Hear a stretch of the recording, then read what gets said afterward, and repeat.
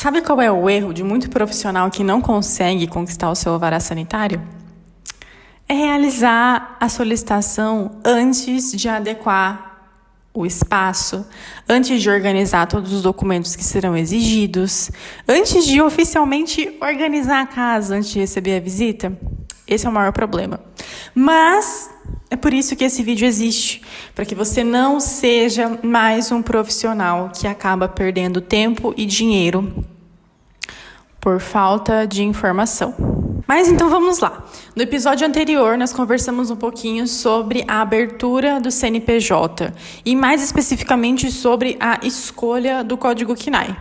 Confere no vídeo anterior. Aliás, começa desde o início, porque esse é o episódio 3 da nossa série. Então começa desde o início, assistindo o primeiro vídeo, o segundo vídeo e agora o terceiro, porque pode ser que você não entenda exatamente do que eu estou falando. Os vídeos estão interligados, então é muito importante que você acompanhe a série episódio por episódio, ok?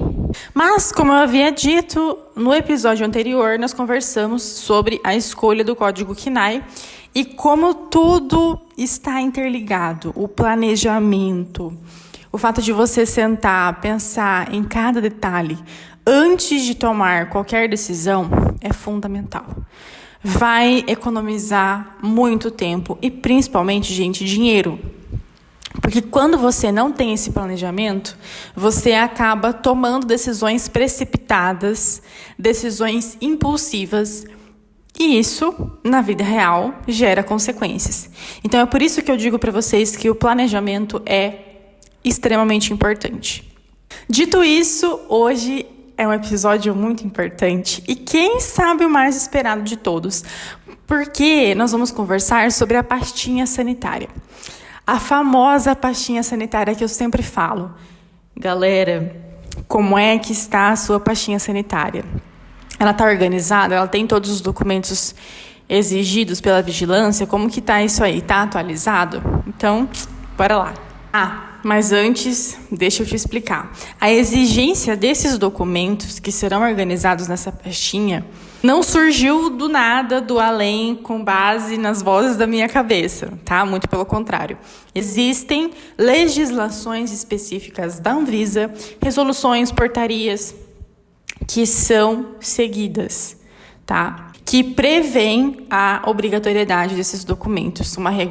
Existe uma regulamentação específica da Anvisa prevendo exatamente como que deve ser o seu espaço, que eu já falei nos episódios anteriores, como que ele tem que ser organizado, adequado. E falando mais especificamente sobre essa questão da pastinha sanitária, a gente tem amparo na RDC 63 de 2011 da Anvisa, que dispõe exatamente sobre os requisitos de boas práticas dos estabelecimentos de saúde de interesse à saúde.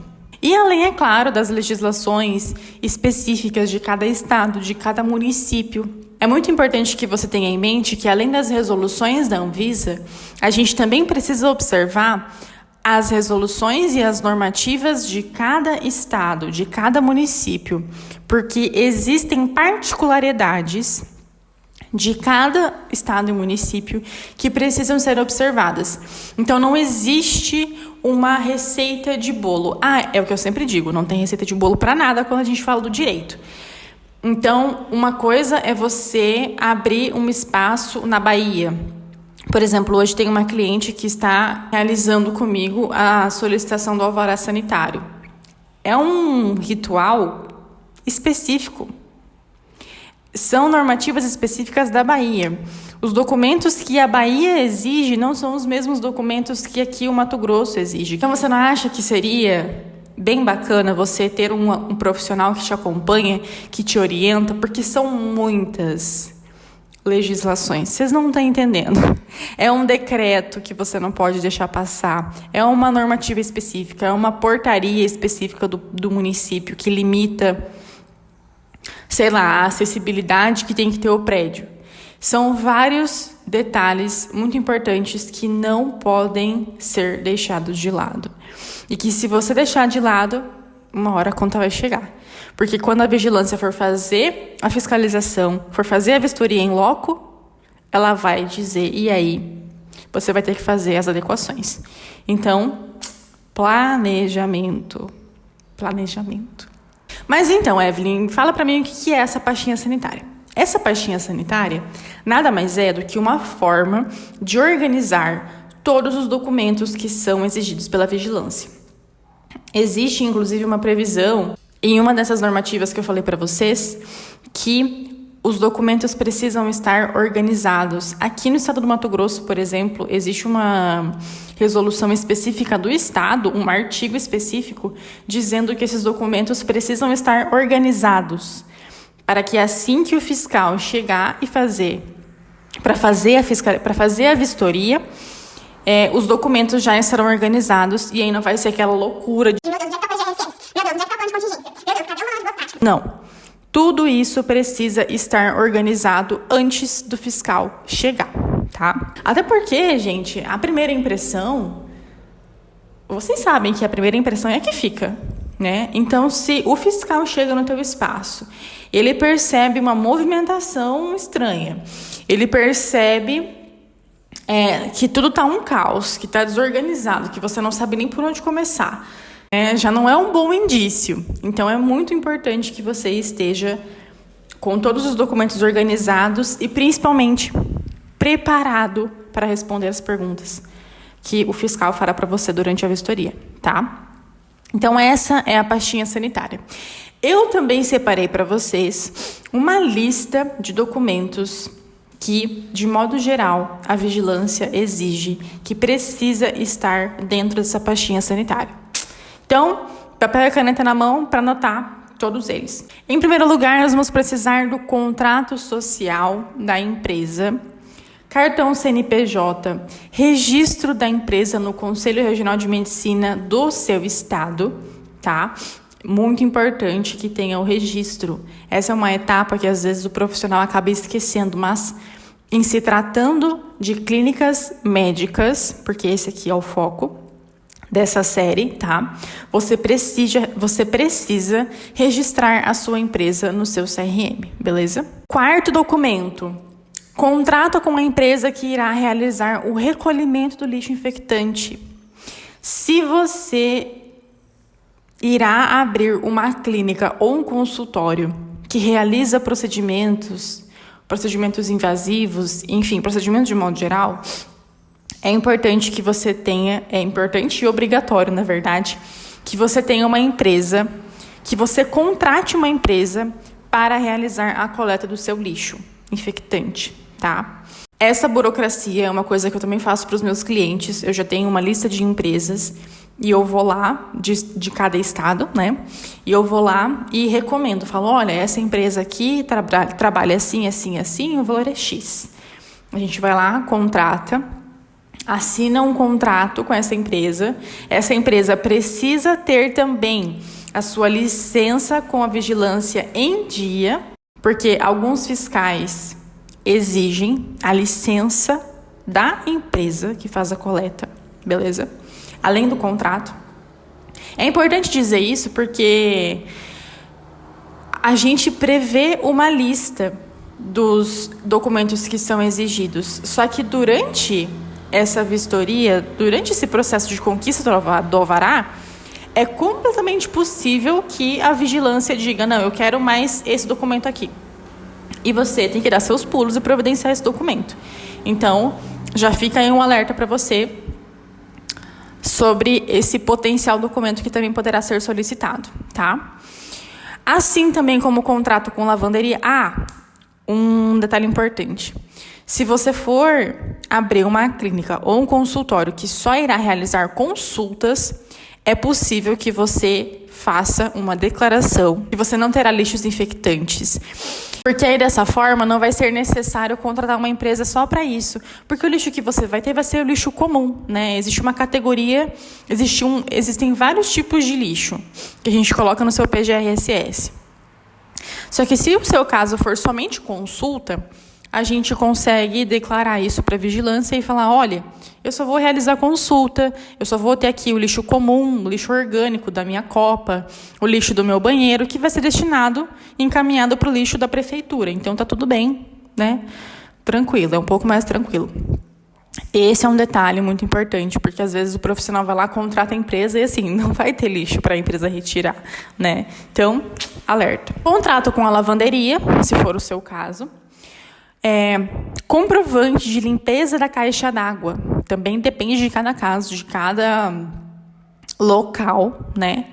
Então, se for o seu caso, tem que ter também o comprovante de limpeza da caixa d'água. Comprovante de dedetização e também alguns estados solicitam o contrato com a empresa que realizou a sua dedetização, tá? Assim como muitas vezes a licença também desse espaço para atuar com esse serviço, ok? Próximo documento, o Manual de Rotinas e Procedimentos. Esse é um documento muito completo. Geralmente ele tem praticamente umas 20 páginas, contando exatamente como que vai ser a rotina, como que serão as rotinas dentro do seu espaço, tá? Se vocês quiserem, eu posso fazer um vídeo exclusivamente falando sobre esses documentos mais específicos, que muitas vezes é o advogado que elabora. No meu caso, eu elaboro para os meus clientes, né? Que é o Manual de Rotinas e Procedimentos, a gente vai lá, analisa tudo certinho e faz esse documento. PGRSS, que é o Plano de Gerenciamento de Resíduos de Serviço de Saúde. Aqui, mais uma vez, se você for realizar somente consultas, não é necessário, não é obrigatório. POPs, Procedimento Operacional Padrão de cada procedimento que será realizado. Principalmente se você for realizar outros procedimentos além de consulta. É obrigatório isso aqui, tá? O POP, gente, ele não é só um documento que você vai fazer porque a vigilância pediu e vai deixar ele na gaveta arquivado e nunca mais vai usar aquilo lá. Não é essa a função do POP. O POP é fundamental para você que pretende crescer e expandir o seu negócio. Por quê? Porque no POP você vai descrever exatamente como aquela atividade é realizada. Então, por exemplo, a aplicação do Botox, de um Botox. Você vai descrever quais são os produtos que serão utilizados, quais são os EPIs que serão utilizados, qual que é o passo a passo. Vou colocar a luva, colocar a toxina, Você vai literalmente descrever como se faz o procedimento. Amanhã, se você quiser contratar um outro profissional para também realizar esse procedimento, você vai chegar para esse profissional e vai dizer assim, olha, tá aqui o POP da clínica, é assim que nós realizamos esse procedimento. Então, você vai seguir esse passo a passo. Não é perfeito? Se você pretende delegar algumas tarefas, alguns atendimentos, gente, já está descrito exatamente cada etapa do que o profissional tem que fazer. Esse é um documento que, inclusive, eu tenho no meu escritório, tá? Porque no futuro, quando eu tiver uma estagiária, ou enfim, uma equipe maior, eu quero delegar as minhas tarefas, né? Eu vou delegar as tarefas. Então, assim, como que eu vou fazer, como que faz para construir um termo de consentimento? É assim, assim, assim, assim, assim. Tem exatamente o passo a passo do que fazer. Gente, isso para empresário é assim, uma mão na roda, porque você faz, e o que você pode fazer, claro, ao longo do tempo, é atualizar esses POPs, fundamental, né? Que você mantenha todos esses documentos atualizadíssimos, é de extrema importância. Então, o máximo que você vai fazer com o POP é atualizar ele a cada período de tempo.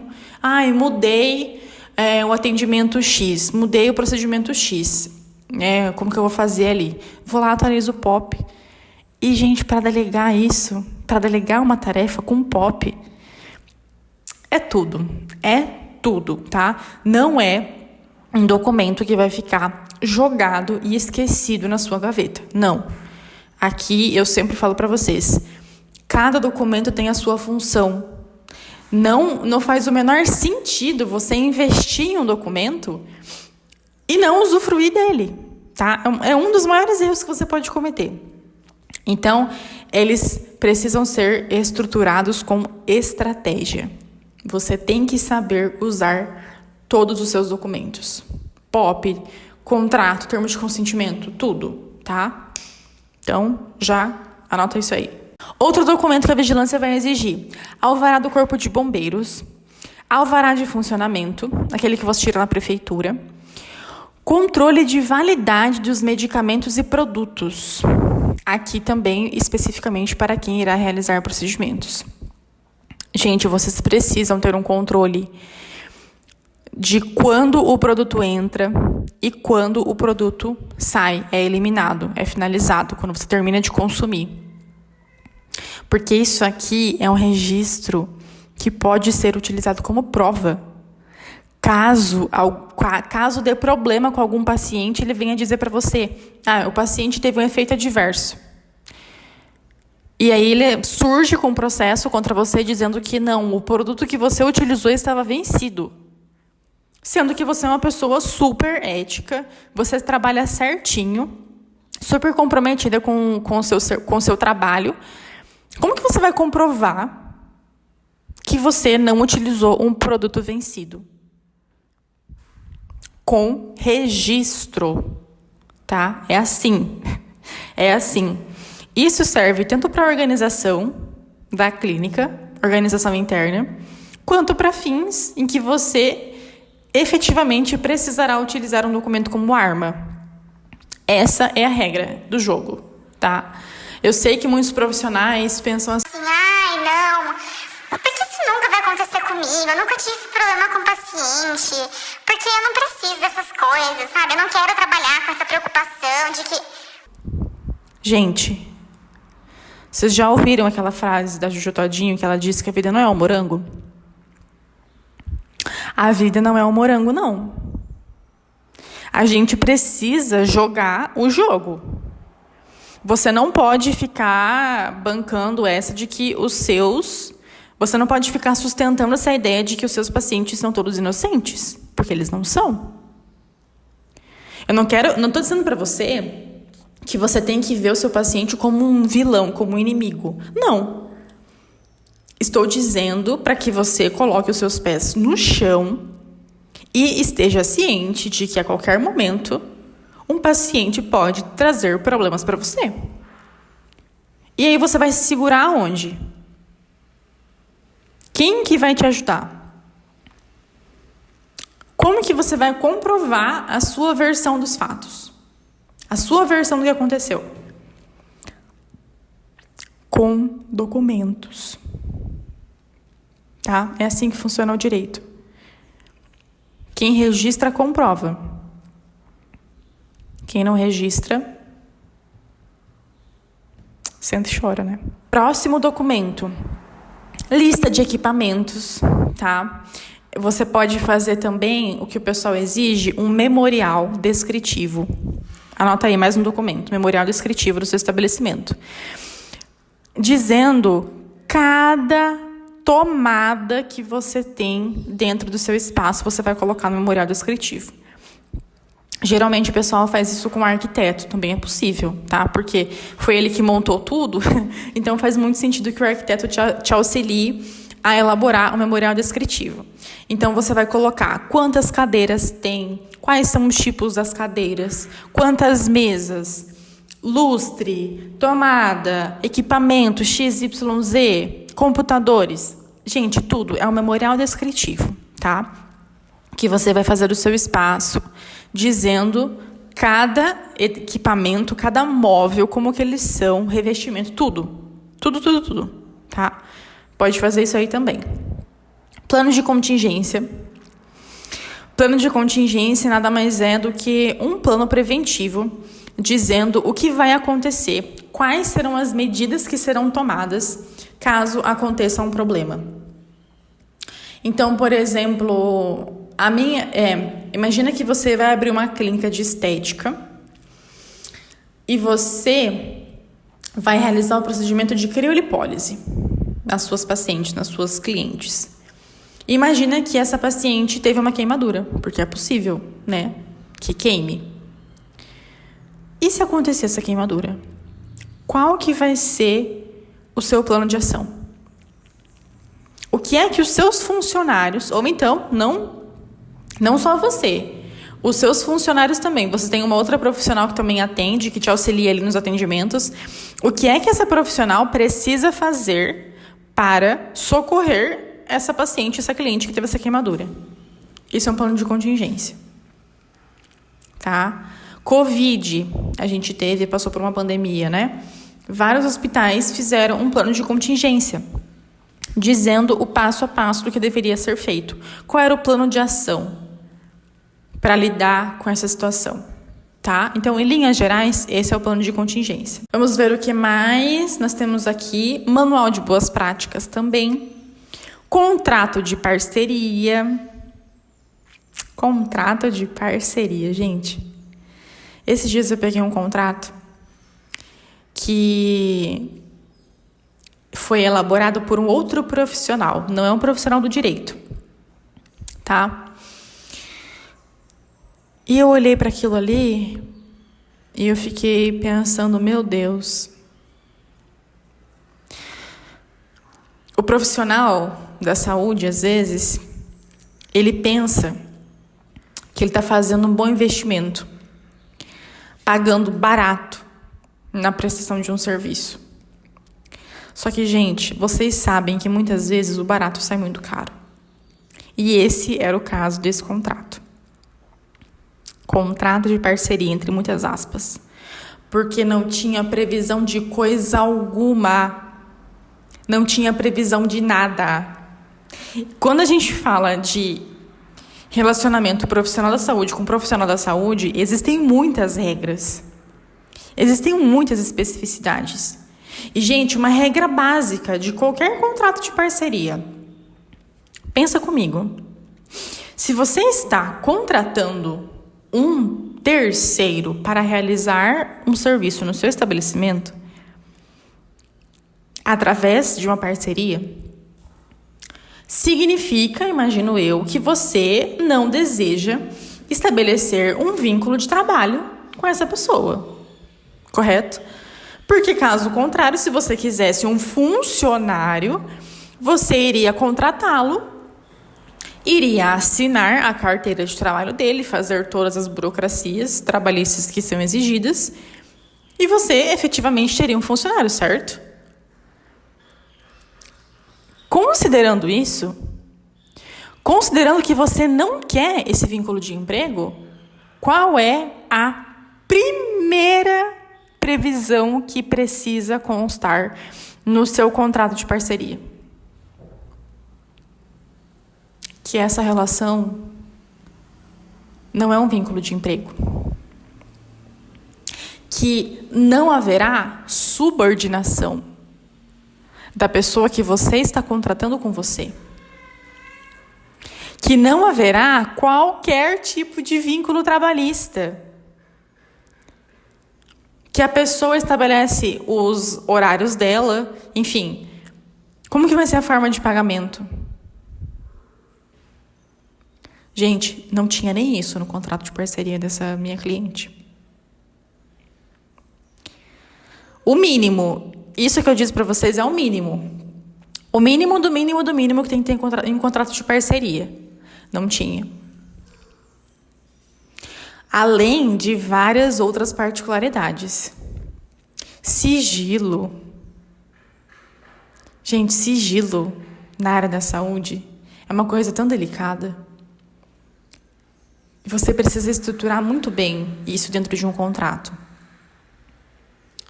Entende?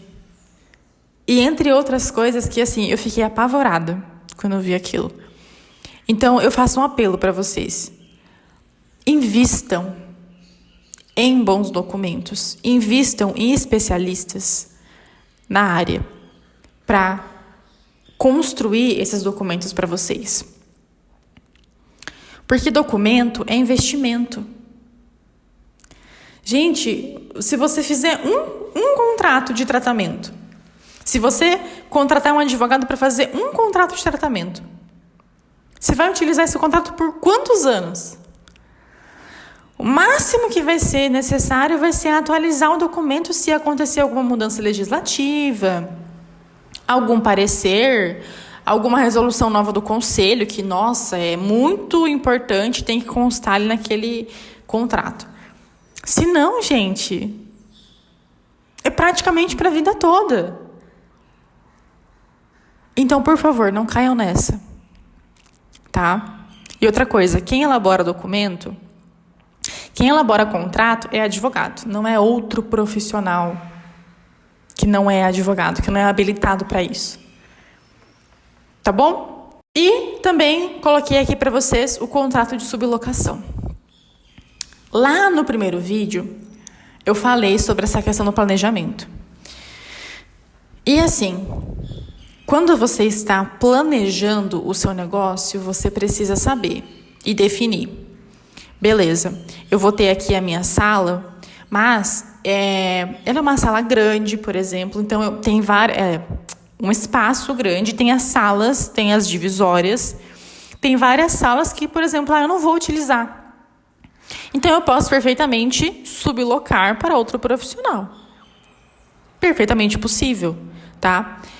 Se você vai sublocar essas salas, você precisa de um contrato de sublocação com esses profissionais. Porque se você subloca, existem várias responsabilidades que você está colocando no colo da pessoa, que você está tirando de você e colocando no colo da pessoa. E dizendo, beleza, esse espaço aqui é teu, então você tem que ter tudo que a Anvisa exige que você tenha, tudo que a vigilância exige que você tenha, é você que vai correr atrás. O meu espaço está perfeitamente ok, está dentro das boas práticas, eu tenho os meus documentos, tenho os meus alvarás, mas você também tem que cumprir com a tua parte. Percebe como é extremamente importante que você tenha um contrato de sublocação? Contrato estrategicamente feito para você. Para aquele negócio, para aquela relação que você constituiu. Não é um modelo de internet, não é um modelo padrão que vendem por aí para você. É algo pensado no seu negócio, para você. Personalizado. Até porque, se você pensa em sublocar alguma sala do seu espaço, a vigilância vai pedir durante a vistoria. Ela vai dizer, você subloca? Contrato de sublocação. Cadê? Você tem parceria? Cadê o contrato de parceria? Você tem funcionários? Cadê as vacinas atualizadas, a carteira vacinal dos seus funcionários? Que eu tenho que ver também. Então, estes são alguns dos documentos que a vigilância irá exigir de você, tá? Lembrando que existe a variante de que cada estado tem a sua particularidade. Cada município tem a sua especificidade, tem as suas características, tem as suas normas, as suas legislações. Então, não pense que, é só eu fazer esses documentos aqui que a Evelyn falou. Não, calma. A gente tem que analisar o seu caso. Tem outros documentos aqui que não estão, tem outros documentos que não estão nessa lista e que poderão ser pedidos para você, tá bom? Mas a gente sempre tem que analisar, porque às vezes você entra no portal da vigilância, lá no site do seu estado, e ela coloca uma lista. Você quer abrir uma clínica? Tá aqui, Esses documentos, eu quero todos eles. Só que aí você começa a analisar, por exemplo, o caso de quem realiza só consultas. Se você só vai realizar consultas, você não precisa de um PGRSS. Entende? Então, a gente sempre tem que analisar, porque para toda regra existe uma exceção. E essas exceções podem ser muito benéficas para você também. Então, por que não analisar, né? Vale a pena você investir esse tempo para fazer as coisas certinhas desde o início, ok? Então, minha gente, esse foi o vídeo de hoje, o terceiro episódio da nossa série. Eu espero que vocês tenham gostado. Na semana que vem, nós vamos começar falando sobre eles. os documentos médicos. Aqueles que os profissionais, eles fogem dos documentos igual o cara lá de baixo foge da cruz. Só que eu quero trazer uma outra perspectiva para vocês. Eu já dei um spoiler do que eu vou trazer na semana que vem, porque eu falei hoje que documentos precisam ser utilizados. Você precisa saber manejar. Você precisa saber usufruir dos seus documentos. Então, é com essa base que a gente vai falar sobre documentos médicos.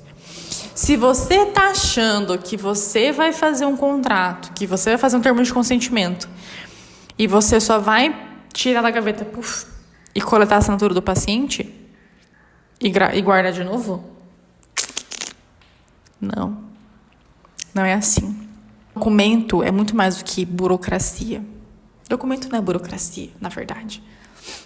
Se você sabe usar documento, você estoura a sua bolha. Mas eu não vou dar mais spoilers. Semana que vem a gente tá aqui, na terça-feira de novo, para falar sobre os mais queridos, na minha opinião, os documentos médicos. E o quanto eles podem impactar a sua vida enquanto profissional, enquanto empresário da saúde. A gente se vê na terça que vem.